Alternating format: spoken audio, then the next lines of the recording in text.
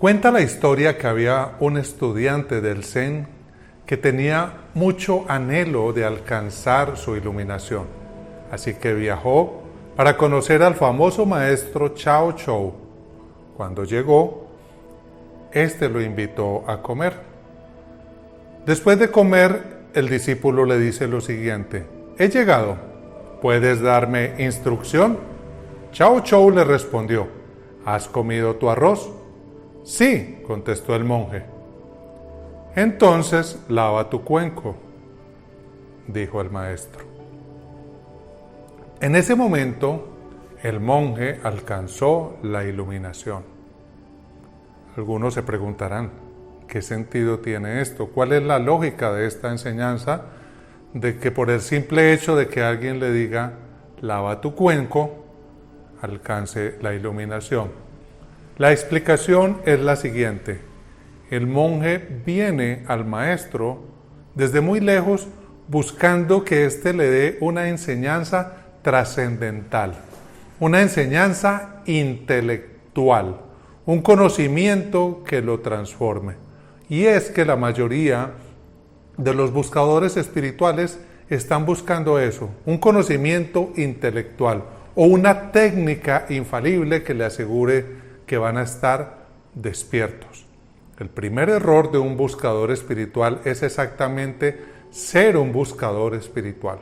Porque cuando tú buscas algo, estás aceptando que no lo tienes. En el budismo zen se dice que buscar la iluminación o el despertar es como buscar las gafas teniéndolas puestas. Es decir, ya eres eso. Ya estás despierto, ya eres el Buda y sin embargo lo sigues buscando.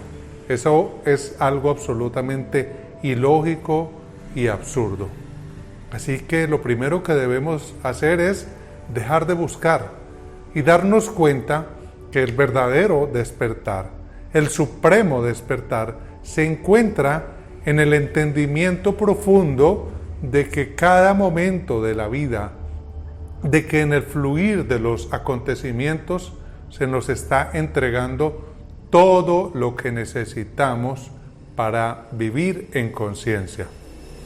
Es por eso que cuando el discípulo le pide al maestro que le dé la instrucción, que le dé esa enseñanza trascendental, que le dé ese método mágico que lo va a despertar, el maestro le respondió: ¿has comido tu arroz?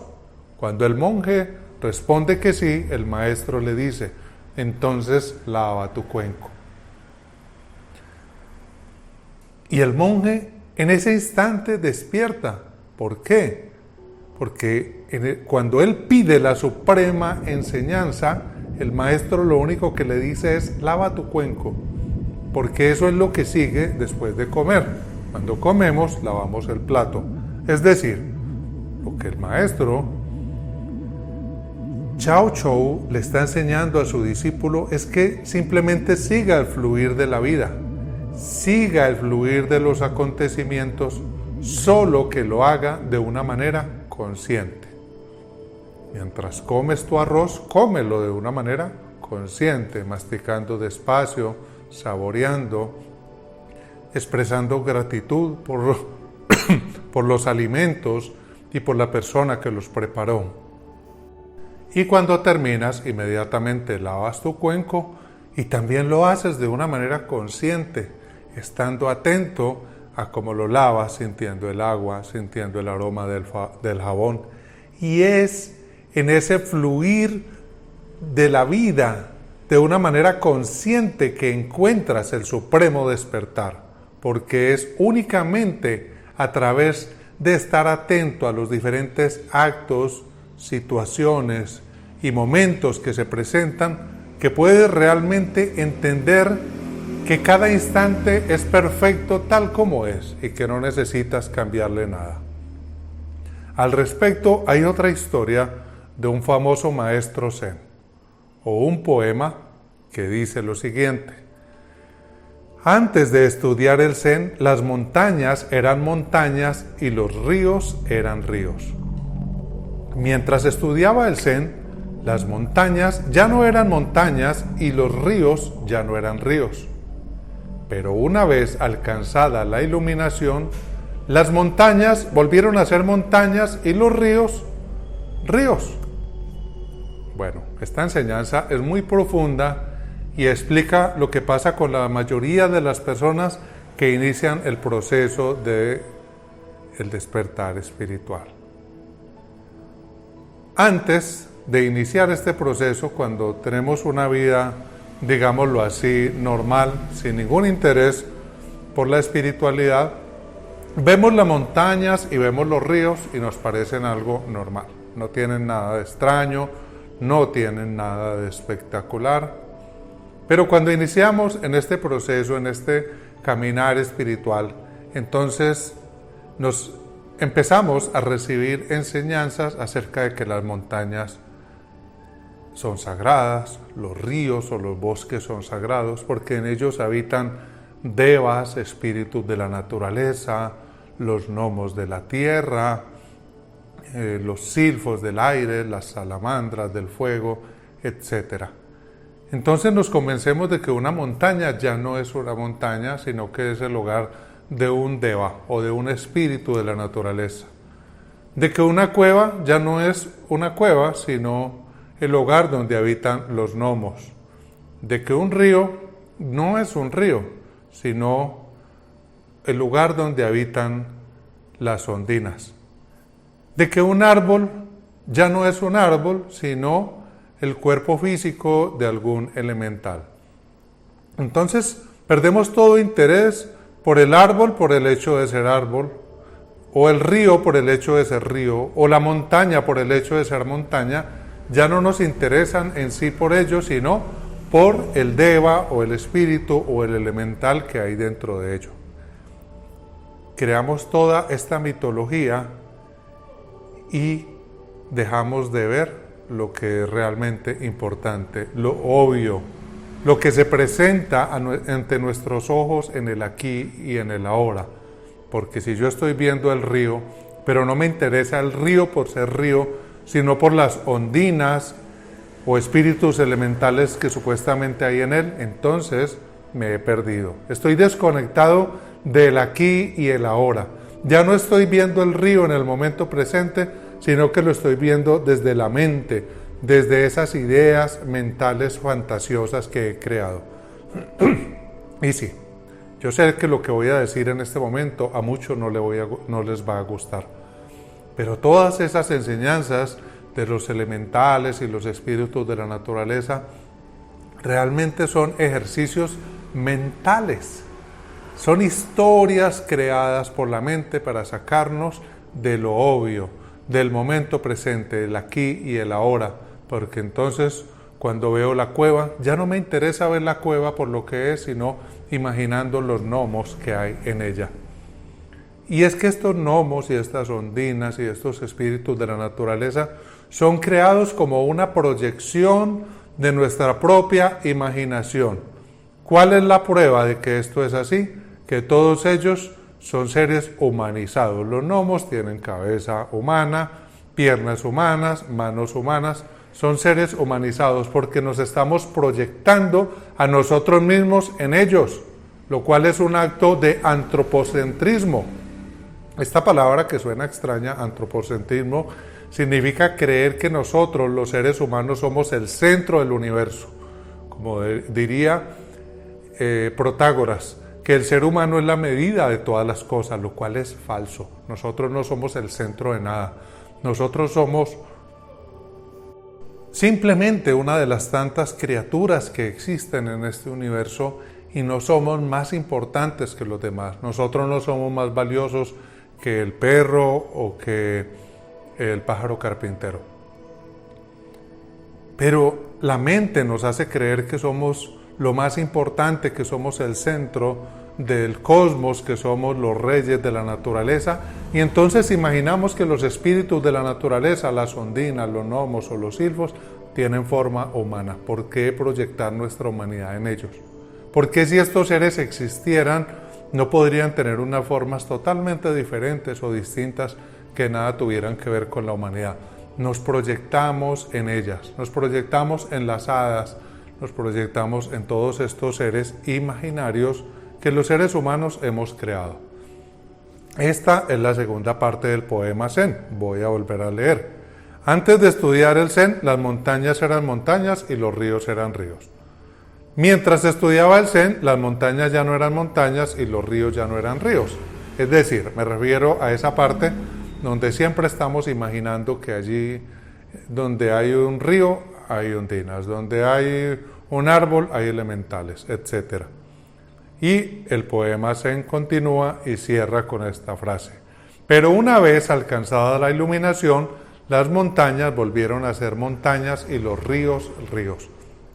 Entonces, llegados a este punto, volvemos a ver que la naturaleza es lo que es, pero a diferencia del primer nivel de comprensión en el que una montaña era una montaña y un árbol era un árbol y no importaban, ahora la montaña sí importa, pero no porque albergue un espíritu de la naturaleza o un deva. La montaña importa por ser montaña, porque es perfecta tal como es. Ahora el árbol realmente importa, e importa más que antes, pero no importa porque dentro de sí hay un elemental, sino importa porque ese árbol es perfecto tal como es. El río importa no porque albergue ondinas o nereidas o espíritus de la naturaleza, sino porque el río y su fluir es perfecto tal y como es. Entonces empezamos a ver la naturaleza con una profunda comprensión de que todo es perfecto. Y es más, nos damos cuenta que ese árbol, que esa montaña o que esa roca no es simplemente una roca, porque está constituida por átomos, los cuales a su vez están hechos de protones y electrones, neutrones, partículas subatómicas que son información y energía, que son conciencia misma, que son el espíritu mismo. Es decir, que todo es espiritual, que no hay una división entre lo que es espiritual y lo que no es espiritual, que todo es una manifestación de la conciencia, que es la conciencia universal, si la quieres llamar Dios. A mí no me gusta la palabra Dios porque nos refiere a un ser humanizado, a un señor con barba blanca sentado en un trono. Por eso yo hablo de la palabra conciencia, que es mucho más amplia. Entonces esa roca a nivel subatómico está hecho de conciencia, porque la conciencia decidió manifestarse como un universo, como un cosmos en el cual estamos.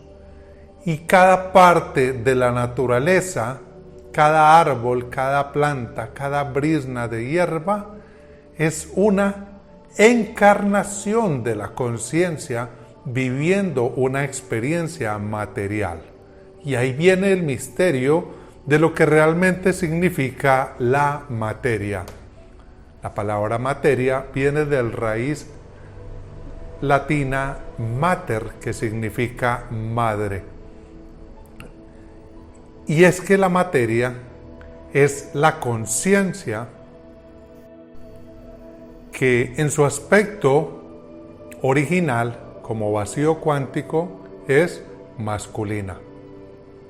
Cuando yo hablo de masculino y femenino, no estoy hablando del estereotipo que tenemos de hombre o mujer, sino me refiero a un nivel mucho más amplio y mucho más científico, relacionado más bien con lo positivo y lo negativo, tal como se entiende en la física de partículas. Entonces, la conciencia en su aspecto original es vacío cuántico masculino, y esa conciencia decide convertirse en un universo, no en un único universo porque hay infinitos universos. Cuando se convierte en un universo lo hace a través de su aspecto femenino, materia, mater, es decir, la madre universal. Por eso los antiguos indígenas incas la llamaban la Pachamama. Por eso los griegos dicen que esta tierra es Gaia, la diosa de la naturaleza. Por eso se habla en los cuentos de hadas de una madre naturaleza, porque tiene un carácter femenino en el sentido más amplio de esta palabra. Y entonces cuando llegamos a este punto de comprensión, a esta iluminación, a este despertar espiritual, volvemos a ver la naturaleza, volvemos a ver todo y lo disfrutamos, pero no porque creamos que esa naturaleza representa o es el cuerpo físico de algún ser espiritual que abarca en otra dimensión, sino porque esa roca o ese árbol o esa montaña o esa nube es perfecta tal y como es. Así cobra sentido este hermoso poema Zen, el cual voy a leer nuevamente para cerrar esta charla. Antes de estudiar el Zen, las montañas eran montañas y los ríos eran ríos. Mientras estudiaba el Zen, las montañas ya no eran montañas y los ríos no eran ríos. Pero una vez alcanzada la iluminación, las montañas volvieron a ser montañas y los ríos, ríos.